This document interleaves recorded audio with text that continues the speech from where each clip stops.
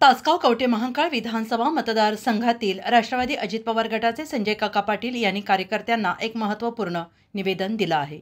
निवडणूक येतात, निवडणूक जातात, आपण पराभवाला खचून न जाता लोककल्याणकारी आणि विकास कामे कशी करता येतील याकडे लक्ष दिलं पाहिजे, असं आवाहन संजय काका पाटील यांनी कार्यकर्त्यांना केलं आहे। नमस्ते सगळ्या कार्यकर्त्यांना व सहकाऱ्यांना माझी विनंती आहे की जनतेने दिलेला कौल हा आपल्याला मान्य करायचा असतो। तो मान्य करून आपण विकासाचं राजकारण पुढे करण्याचा जो प्रयत्न केला होता तो पुन्हा भावनेवर राजकारण गेलं आणि आपल्याला अपयश आलं।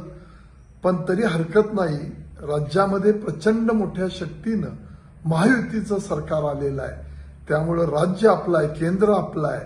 त्यामुळे आपल्याला पुन्हा विकासाचं राजकारण चालू ठेवायचं आहे। या सगळ्या गोष्टी कार्यकर्त्यांनी लक्षात ठेवाव्यात।